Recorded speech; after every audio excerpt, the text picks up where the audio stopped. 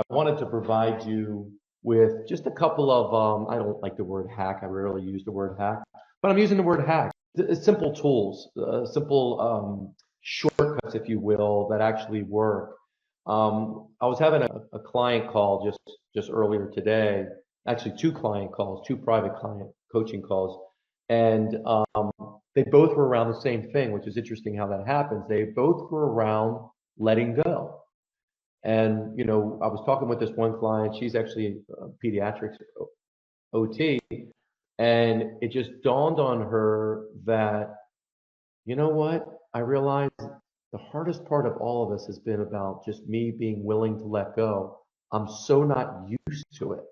Like, I've always been responsible, even if I kind of delegated or wrote a policy, I still owned the thing, whatever the activity was.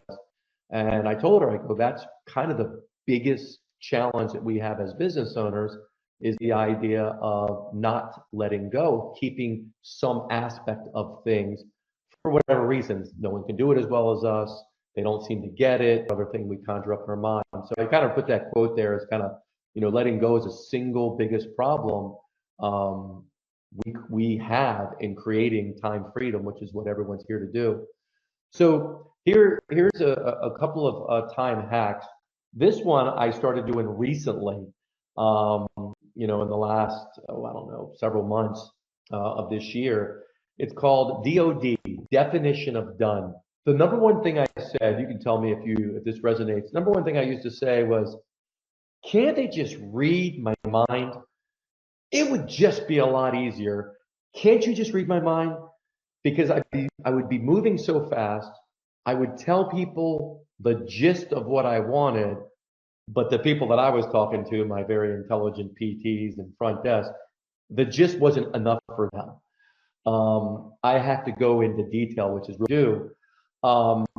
And I always got frustrated when, of course, they didn't do it the way that I had it pictured in my mind. And then they got frustrated because they saw the disappointment in them, and it just kept going around and round.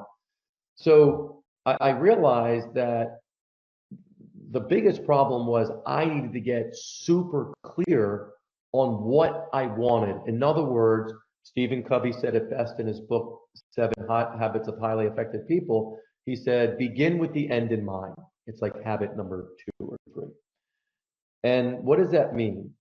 In this case, whatever task or activity you have, begin with being crystal clear on what it looks like being completed, being fully done. There's nothing else to do. What does that look like? Because if you can't describe that, then you're going to get frustrated when I finish this and you're like, no, it's not finished. Well, that's what you told me. And then it becomes an interpretation type of thing. I interpreted that meant this, and you're like, no, it's supposed to be this. So where we go wrong, I know where I went wrong, is we're not really sure what done means. So here's an instance that I put down around ordering supplies, something simple as ordering your supplies. I remember how frustrated I used to be with ordering supplies. So I said, this task is done when the office and clinical supplies are in stock, that are organized on the shelves, such that anytime a therapist or front office person needs them, or a patient is purchasing something, because often we didn't have this, the darn stuff, wants to purchase them, they are available. You see, there's a lot of steps involved to make sure. And yes, we can shoot a video. Here's how you order, or here's the spreadsheet of how many minimum quantity we need of something. All of that is nice. But what's really nice is they are clear of what done is.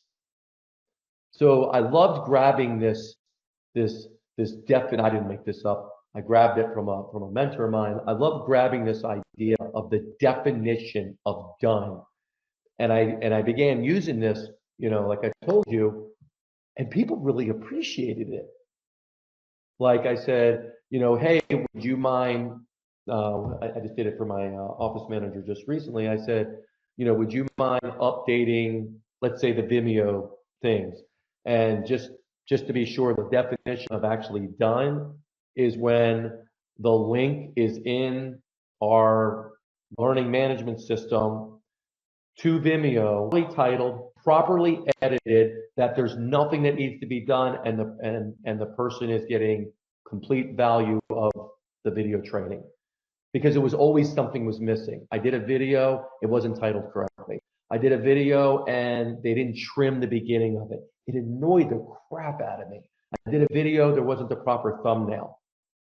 So I just made it very clear as when I say this task is done, this is what I'm meeting in plain English, like this. So this is a huge time hack. Next hack, the 1-3-1 rule. So this is something that I've played around with. I've done this in multiple different iterations. So as business owners, all of us can choose what we focus on. And the goal is always to focus on the biggest problem that only we can do. So when I begin to work with someone, we may initially start with, well, how do we carve out time? Because everyone's busy. And you start with maybe some of the admin stuff that someone can do. Typically someone already on the staff. If not, we can always hire someone. And then it starts diving into treatment. Why? Because there's other talented people who can treat. And then it starts looking at management, because other people need upward growth. So we put them in management positions. So we're always moving ourselves away from the lowest level activities, because when we're up here, we're making decisions of where the company is going. We're preparing for the uncertainty that's out there. We're designing other programs, alternative revenue streams or what have it. We're building relationships to bring in additional, hires or whatever we're doing. That's where we belong. That's where every business owner belongs. That's why they're CEOs, right? That's why they're CEOs. Because if they weren't CEOs, who'd be running the company?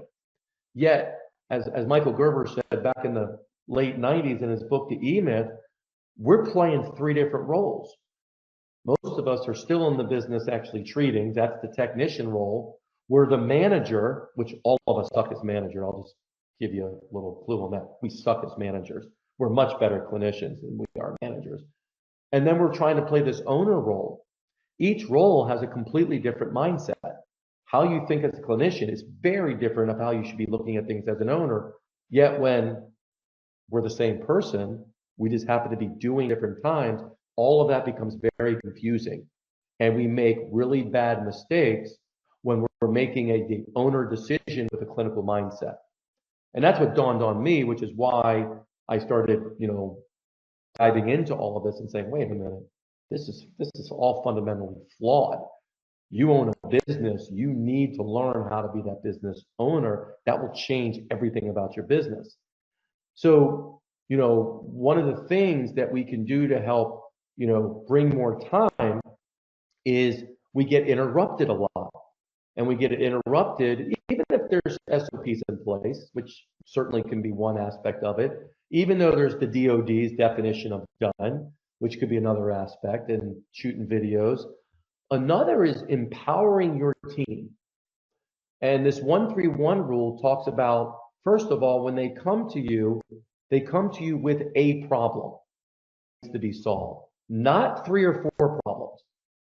Has anyone had any staff member come to him or her with more than one problem at one time? Everyone better raise their hand. Because, of course, they have you, they might as well bring up everything that's on their mind. And you're just like, oh my God. So usually at that point, you try to solve the easy ones quickly and you give answers. Of course, you don't even remember what you give. Then the problem comes back to you and you give someone else different answers. Next, you're creating confusion everywhere because you're just trying to be like, oh my God, I'm right in the middle of patients. I'm right in the middle doing this. And, they're coming to you when they want to come to you. And of course, we're helpful, caregiving people. So we think we're helping them by stopping to answer them. The other thing I've learned is to have them pause for a minute to think about potential solutions, options with this. In other words, if you say, I don't know, oh, it's a good one. Like, um, time off.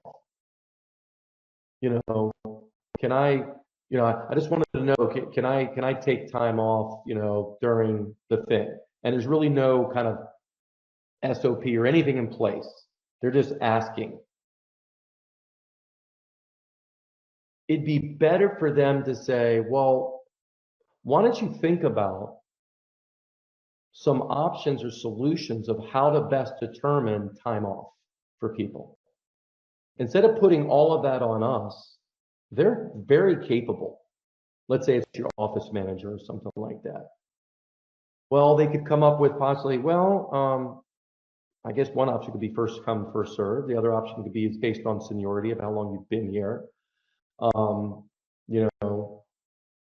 There's another option in there. I mean, if someone brings me two options, I'm okay with that a lot of times. And then the third one would be, so out of all the options, which one do you think is best? What I found is when people actually slow down for a second, a couple things happen. One, I don't know the percentage, but a good portion of the time, they don't actually bring the problem to you because it took too much energy for them to really think about what's going on, and they decided either it wasn't worth it or they figured it out versus just the impulse of just going to mom and dad for the answer. Two, when they really start thinking about solutions and what to do about it, they come up a lot of times with actually a pretty good options. It may not be the same option you say yes to, but you know that they're taking the time to actually try to solve this. And I appreciate that with people. I don't care about if they get it right. I never care about people getting it right.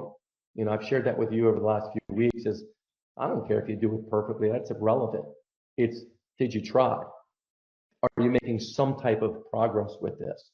Because that's what matters to me. Because if I have a staff that actually is trying to, on some level, just think about, well, what is the problem? What are some possible options here, solutions? And what do you think? Now I have a collaborator with this. And the more I'm doing that, the more I'm empowering them. Again, it's that empower word.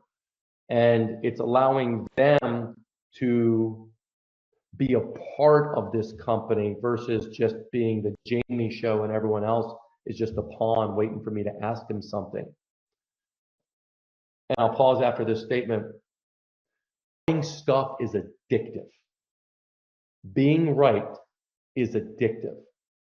We all have SPS. Does anyone know what SPS is? Smart person syndrome. We all have it. We're very smart. We went to school. You did not make it to school by having wrong answers. You were right a lot. The kids now have to be right even more than when I was in school, for sure. I never get in right now. So you're talking about people that pride themselves on being right. And then a patient comes to you, and what happens? They ask for your help. Well, you want to be right with them too. And then all of a sudden, you decide to open up a business, and people are coming to you. And you want to give them the answers because it feels good. And then all of a sudden, you're an overwhelmed operator trapped in your business with everyone else alone, what you have to do. And now this isn't that much fun anymore. And although I still feel good getting that dopamine hit of answering the question, it isn't serving anyone, especially me. And if I'm not served well, I don't show up and help everyone else. So by doing this, and I'm flexible with this, we can talk about variations of this, it allows them to come to you with something. It allows them to learn and to start thinking differently about problems. And what happens a lot, they actually don't bring the problem to you. They can solve it on their own. And the same thing happens when this is implemented into your staff with the managers. Same thing. Most managers are inundated with lots of questions. So you're teaching, look, we're all about mentoring, we're all about helping, but we're also all about empowering people. You guys are really smart and you can come up with a lot of decisions. And we have a culture that encourages that. Doesn't mean we're going to agree with the decision, but the more you do it, the more you'll start thinking how we do, which is really powerful. So I put my little thing, dumb yourself down. I say that all the time. You know, I've learned the first half of my life being the smartest in the room, the second half being the dumbest in the room. Because then I have to ask questions and then I have to listen and learn versus being the person that knows everything.